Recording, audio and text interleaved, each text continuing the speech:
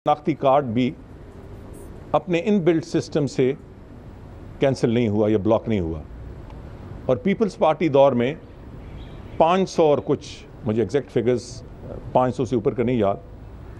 सो ये एक massive exercise है। पहले साल हम शुरू कर रहे थे तो 6000, अगले साल 90,000 से ज़्यादा, और अब जैसे मैंने कहा है कि फिगर 2 लाख तक पहुंच चुका है, जिसमें 60,000 रीवेरिफिकेशन प्रोग्राम के ज़रिए। एक बहुत बड़ा मैसिव फिगर है और इससे आपको अंदाज़ा लगा सकते हैं कि हमारी नेशनल डेटाबेस रजिस्ट्रेशन अथॉरिटी में कितनी इनग्रेस थी चोरी और चकारी की, जालसाजी की, और मेरा ख्याल है कॉम्प्रोमाइज़ ऑफ नेशनल इंटरेस्ट। आज यही वजह है कि मुल्ला मंसूर के हवाले से जो जाली शनाख्ती कार्ड और उससे बढ़कर जाली पासपोर्ट जारी किया गया, जवाबदेही अक़वाम मुत्तहिदा में पाकिस्तान को करनी पड़ रही है और बीसियों बल्कि सैकड़ों हैं। तो ये पहली दफ़ा हुआ है और इतनी बड़ी जो बेहतरी आई है और कामयाबी, मैं तो उसे कहूँगा, वो अल्लाह ताला की मेहरबानी से, अवाम की सपोर्ट से। बहुत बड़ी कोऑपरेशन की है पाकिस्तान के अवाम ने और उसके साथ साथ मीडिया जिन्होंने सपोर्ट की है, और अब ये जारी है। सो 8.5 करोड़ की वेरिफिकेशन अभी 3 महीने मुकम्मल नहीं हुए हैं और 60,000 से ज़्यादा आइडेंटिफिकेशन जाली शनाख्ती कार्डों की। ये एक बहुत बड़ा रिकॉर्ड है और ये साबित करता है कि कमिटमेंट हो और कोऑपरेशन हो तो इसके अच्छे नताइज सामने आते हैं। उसके साथ साथ हमने जाली पासपोर्ट्स के ख़िलाफ़ भी क्रैकडाउन पिछले 2 सालों से किया है। आपको याद होगा कि पाकिस्तान की तारीख़ में पहली दफ़ा डिप्लोमेटिक और ऑफिशियल पासपोर्ट्स जो कानून के दायरे से हट के, जो क्वालिफाई नहीं करते थे, और उसमें बहुत सारे VIPs और VIPs के रिश्तेदार और VIPs के मुलाजमीन और VIPs के पता नहीं कौन कौन, वो हमने यकमुश्तकल 2000 से ज़्यादा कैंसिल किए, जो से पहले कभी नहीं हुए थे। मगर उसके साथ साथ 29,000 पासपोर्ट्स जो गैर मुल्कियों ने पाकिस्तान के हासिल किए हुए थे। तो ये एक मल्टी प्रॉन्ग्ड एफर्ट है जो इनिशिएटिव मिनिस्ट्री का है, मगर इसमें इम्पास, हमारे जो डायरेक्टरेट है, नादरा, हम सब ने मिलकर किया है। और ये एक नेशनल सिक्योरिटी ड्राइव है। कोई मुल्क अफोर्ड ही नहीं कर सकता हज़ारों की तादाद में, बल्कि लाखों की तादाद में गैर मुल्कियों के पास पाकिस्तान की नेशनैलिटी या जाली शनाख्ती कार्ड हों या पासपोर्ट्स हों। मैं ये नहीं कहना चाहता, रिकॉर्ड आप सबका हुकूमतों का देख लें, इस तरफ तवज्जो ही नहीं थी। तो हम बहुत तेज़ी से इस अमल से गुजर कर रहे हैं, मगर ये जारी रहेगी। इसका मदावा करने के लिए हम इंस्टीट्यूशनलाइज कर रहे हैं नादरा के अंदर सिस्टम, ताकि आइंदा के लिए कोई इस अंधेर नगरी में, इस बहती गंगा में हाथ ना धो सके। और इसमें हमने सैकड़ों मुलाजमीन निकाले हैं, मगर इस ड्राइव जो रीवेरिफिकेशन ड्राइव हुई है, 18 ऐसे एहलकारों की निशानदेही हुई जिन्होंने सैकड़ों के हिसाब से जाली शनाख्ती कार्ड पिछले अदवार में जारी किए। उसमें 8 गिरफ्तार हो चुके हैं, 7 प्री अरेस्ट बेल पे हैं और 3 अभी गुमशुदा हैं, हम उनकी तलाश में हैं। दूसरा मरहला आइंदा चंद दिनों में आने वाला है। तो मैं ये तो नहीं कहता कि मुकम्मल सफाई हो जाएगी। जब तक ये दुनिया है, बदकिस्मती से जालसाजी भी जारी है और 2 नंबर के लोग भी और चोर चिकारी भी, मगर इंशाल्लाह हम नादरा के अंदर और पासपोर्ट के अंदर हम इसे बिल्कुल मिनिमाइज़ कर देंगे इंशाल्लाह। और इस तरह अंधेर नगरी नहीं होगी कि जिस तरह पिछले कई साल से 90 की दहाई से ये एक अंधेर नगरी यहाँ मची हुई थी। और पाकिस्तान का ऑफिशियल पासपोर्ट रिकॉर्ड पे है, वो ह्यूमन ट्रैफिकिंग के लिए इस्तेमाल हुए, हमने आके कैंसिल किए। कहा जाता कि हम कार्रवाई उसके खिलाफ क्यों नहीं करते, क्योंकि उस वक्त के जो भी जिम्मेवारान थे उन्होंने कानून की शिक से फ़ायदा उठाया कि सेक्रेटरी और मिनिस्टर पासपोर्ट दे सकते हैं if it is in the public interest. हर चीज़ को पब्लिक इंटरेस्ट के दायरे में डालकर ये शनाख्ती कार्ड, ये पासपोर्ट जारी किए गए। तो कानून में अमेंडमेंट ज़रूरी है, जिसकी तरफ हम देख रहे हैं कि किस तरीके से, क्योंकि कई जगह इन द पब्लिक इंटरेस्ट आपको, मसलन अभी नादरा के, मैं उस तफसील में नहीं जाना चाहता, पब्लिक इंटरेस्ट में कई दफ़ा आपको गवर्नमेंट वर्किंग के लिए आपको देने पड़ते हैं, मगर फिर वो पब्लिक और गवर्नमेंट इंटरेस्ट में हो और बाकायदा उसकी कैटेगराइजेशन हो कि इस मकसद के लिए, इस गवर्नमेंट के काम के लिए। ये नहीं कि मेरा कोई रिश्तेदार है, मेरा कोई मुलाजिम है, मेरी किसी एक्सटेंडेड फैमिली का आदमी है, उस पर मैंने अपनी मिनिस्ट्री का रोब दिखाने के लिए इसको भी पासपोर्ट दे दो, इसको भी पासपोर्ट दे दो। ये जो जाली पासपोर्ट का धंधा है, इसको ख़त्म करने के लिए पहले तो हमने वसी किया मशीन रीडेबल पासपोर्ट का सिस्टम, और अब और ज़्यादा इस पर टारगेट करने के लिए हम ई पासपोर्ट का इजरा इंशाल्लाह कर रहे हैं बहुत जल्द। पहले उसका एक मॉडल आएगा, क्योंकि उस पर बहुत सारे अखराजात भी होता है और थोड़ा वक्त भी लगेगा, मगर मैं चाहता हूँ कि आइंदा 3-4 महीनों में हम ई पासपोर्ट का इजरा करें और फिर उसे फैलाएं, जिस तरह मशीन रीडेबल पासपोर्ट्स का हमने पिछले 3 सालों में बहुत फैलाया है, और सिर्फ पाकिस्तान के अंदर नहीं बल्कि पाकिस्तान के बाहर भी। एक बहुत बड़ी क्रैकडाउन आइंदा 2-3 महीनों में नादरा के अंदर जिन लोगों ने साल से इस जालसाजी के ज़रिए गलत लोगों को शनाख्ती कार्ड जारी किए हैं, वो शुरू हो गया, जैसे मैंने कहा, 18 लोगों से। दूसरा ट्रांश जिनके खिलाफ कार्रवाई होगी वो इंशाल्लाह आइंदा चंद दिनों में, आइंदा चंद हफ्तों में आएगा, और उसके बाद मुझे ख़त्म करने देना जी, उसके बाद ये जारी रहेगा। और मैं ये भी वाज़ह कर दूं कि इन लोगों के खिलाफ महकमाना कार्रवाई नहीं, दे विल बी अरेस्टेड। इन लोगों ने इस मुल्क के साथ, इस स्टेट के साथ गद्दारी की है, जिन्होंने पैसे लेकर शनाख्ती कार्ड और पासपोर्ट्स बेचे हैं। ये हम और बहुत सारी चीज़ों पे कंसंट्रेट करते हैं, हमें ये एहसास नहीं होता। ये बहुत बड़ा जुर्म है। It is just not tolerable कि आप अपने मुल्क की नेशनैलिटी बेचें, ख़ास तौर पे जब वो नेशनैलिटी गलत तरीके से इस्तेमाल हुई। तो जो सबसे ज़्यादा खुशकुन बात हुई है कि ये प्रेशर जब हमने बिल्ड किया तो 2000 से ज़्यादा, मेरे ख्याल है 2100 रिकॉर्ड इस वक्त है कि लोगों ने अज खुद अपनी नेशनैलिटी वापस की। मैं ये भी वाज़ह कर दूं कि पाकिस्तान की तारीख में किसी एक शख्स रिकॉर्ड पे नहीं है कि उसने अज खुद अपनी नेशनैलिटी की, ये गलत मुझे मिली है।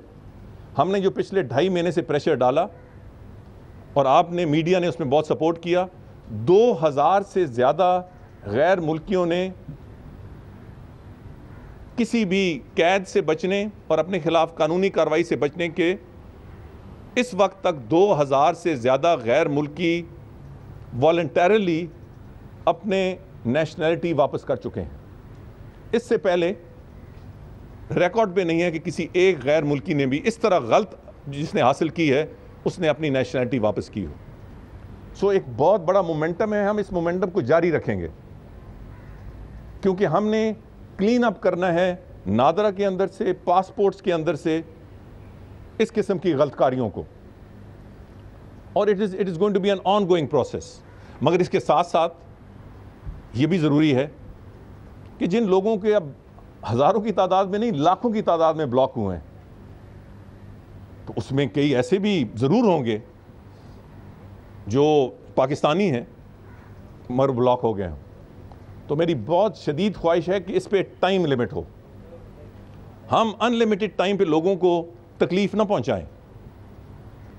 ये नादरा की भी जिम्मेवारी है, FIA की भी, इंटेलिजेंस एजेंसीज़ की। अब किसी का ब्लॉक हो गया और वो भागता रहेगा आइंदा साल 2 साल, ये नहीं हो सकता।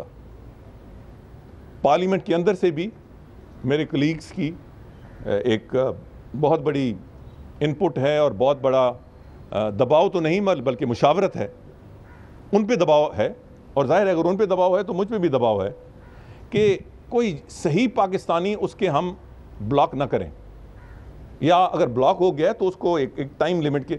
तो मैंने आज ही इस पे बात की, अगले हफ्ते एक वाज़ेह पॉलिसी आ जाएगी। अगर हम टाइम लिमिट के अंदर, अगर एक टाइम लिमिट के अंदर नादरा पासपोर्ट या एजेंसीज प्रूव नहीं कर सकती कि ये बंदा गैर मुल्की है, तो ख़ुद ब खुद उसका शनाख्ती कार्ड बहाल हो जाएगा। इसका टाइम लिमिट मैंने अगले जुमेरात को मीटिंग रखी है, इंशाल्लाह हम इसका बाकायदा अनाउंस करेंगे और लोगों को ज़लील व ख्वार नहीं होने देंगे, लोगों की तज़ीक भी नहीं होने देंगे। और आखिरी बात, मेरी तमाम तर कोशिशों के बावजूद अब भी लोग मुझे ख़तूत आते हैं, आपके मीडिया में बहुत आते हैं जिसका मैं फौरी नोटिस लेता हूँ, ख़तूत आते हैं मीडिया के ज़रिए। अब भी नादरा में लोग धक्के खाते हैं कई जगह, जिसमें कराची सरफरिस्त है, लाहौर में होते हैं। ये लाइनें ख़त्म होनी चाहिए। लोग नादरा के क्यों नहीं लोगों से अच्छी कर्टिसी से पेश आते? मैंने बार बार कहा है कि कर्टिसी और इज़्ज़त देना, इसमें तो कोई तकलीफ़ नहीं होती, मगर मुझे शिकायत आती हैं।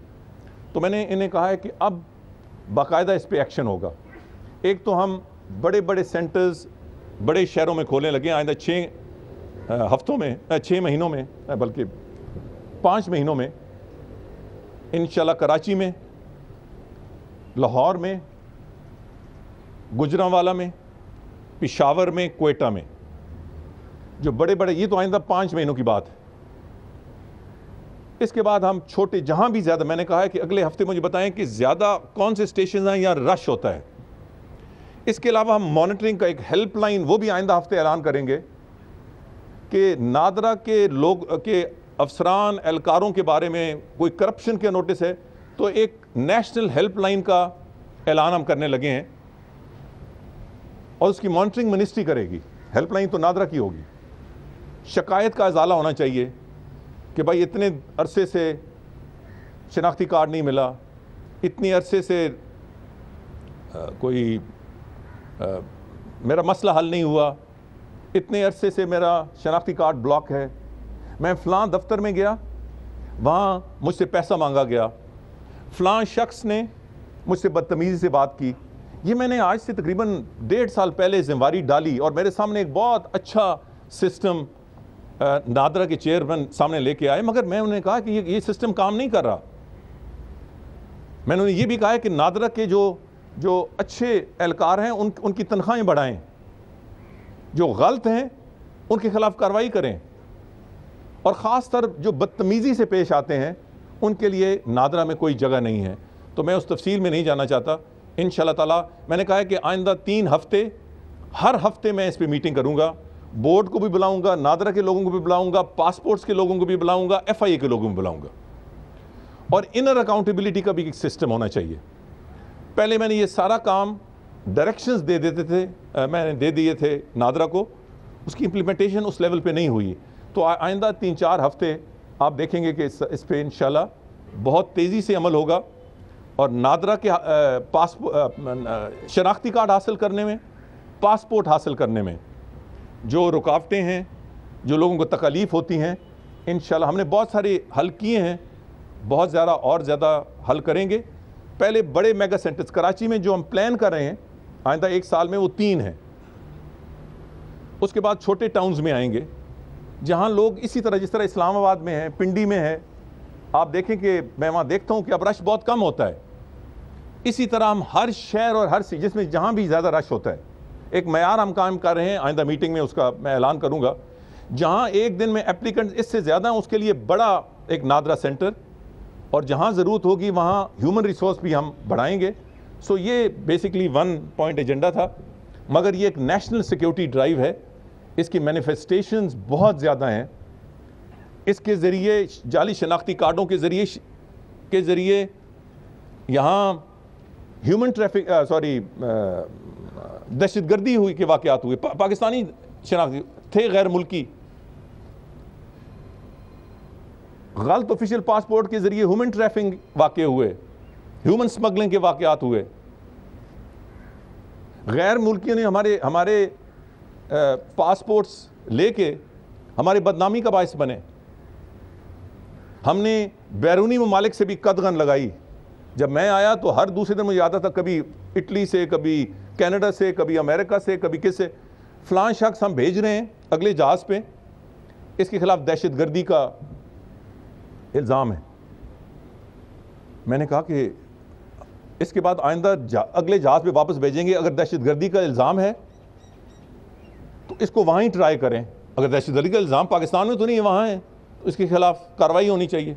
अगर आप कार्रवाई नहीं हम करना चाहते हैं तो पहले हमसे शेयर करें इसके पास क्या है, इसके खिलाफ क्या शवाहिद हैं। जब मैं शुरू में वज़ीर आया तो हर दूसरे दिन कहीं ना कहीं से आया होता था। अब जब से हमने दूसरे जहाज़ से वापस भेजना शुरू किया है, साल हो गया, कोई दहशतगर्दी का इल्ज़ाम नहीं लगा जिनको वो डिपोर्ट करना चाहते थे। जो गैर मुल्की पाकिस्तानी को डिपोर्ट करते थे वो एक अलग लिस्ट है।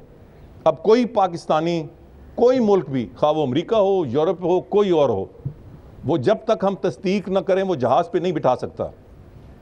अगर वो बिठाएगा तो अगले जहाज़ पे वापस जाएगा और फिर उस जहाज़ को जुर्माना भी होगा करोड़ों का। हम 4 करोड़ से ज़्यादा, इससे पहले कोई नहीं था। जब मैंने कहा कि जुर्माना लगना चाहिए तो उन्होंने कहा जी यहाँ तो रवायत ही नहीं है। अब हमने लगाया। अब ये नहीं कि मादर पितर आज़ादी है कि हर बैरूनी जो बैन अवी जहाज़ है वो लोग लेते थे और इधर भेज देते थे, अब नहीं होता। सो ये बहुत सारी पेशरफ्त है, बहुत सारी इम्प्रूवमेंट है। पहले दूसरे हिस्से को जो साहब आपने सवाल ऐसा किया कि मुझे ये कहना पड़ रहा है कि ये तो नहीं हो सकता कि मुद्दई सुस्त और गवाह चुस्त।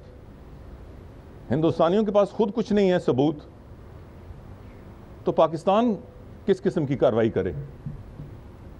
उन्होंने तो एक इल्ज़ाम लगाया है और इल्ज़ाम भी सिर्फ पाकिस्तान को बदनाम करने के लिए लगाया है, और इससे और बड़ा सबूत क्या हो सकता। हमने तो यहाँ मीडिया पे कोई कदगन नहीं लगाई, कोई सेंसरशिप नहीं लगाया। सेंसरशिप तो उन्होंने लगाई। क्यों लगाई? क्योंकि पहले उनके झूठ के पोल इतने खुल गए कि उन्हें सेंसरशिप लगानी पड़ी। जो खड़ा होके शख्स खड़ा हुआ उसने झूठ ही बोला। सो पहले तो ये तय कर लिया जाए कि, और हिंदुस्तान अभी तक खुद तय नहीं कर सकी। उनके DGMO आपके सामने, उनसे एक बयान मंसूब किया गया पाकिस्तान के बारे में शवाहिद के हवाले से, उन्होंने खुद उसकी तरदीद कर दी। बहुत सारी और बातें जो उनकी मीडिया बड़े ज़ौक शौक से जिसकी तशहीर कर रही थी वो सारे कॉन्ट्रडिक्ट हो गए। तो Pakistan has nothing to answer. जो भी जवाब दही होनी है वो हिंदुस्तान को करनी है। और सबसे पहले तो इस बात की जवाबदेही होनी चाहिए कि अभी एक हमला जारी था,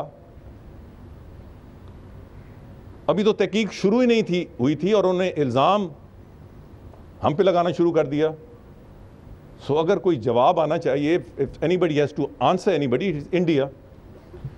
जो पहला सवाल है वो बहुत अच्छा है और सही है। मैंने भी तकरीबन यही सवाल किया।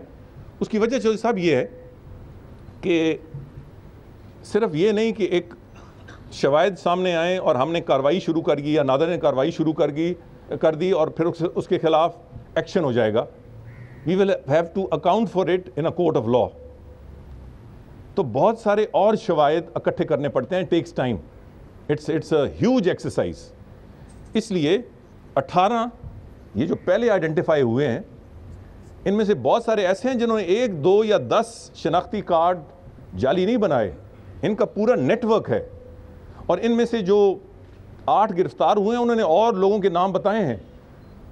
मगर हम ये भी नहीं चाहते कि बहुत सारे लोग पहले इकट्ठे कर लें और सही एविडेंस इकट्ठा ना कर सकें जो कोर्ट के सामने स्टैंड कर सकें और खुदा न खासा ये छूट जाएं। तो हाँ, इसमें सिर्फ थोड़ा वक्त लगेगा। जो प्रोसिक्यूटेबल एविडेंस हैं उसको इकट्ठा करने में आप यकीन करें कि मैं आपसे ज़्यादा बेसब्र हूँ। हाजी साहब।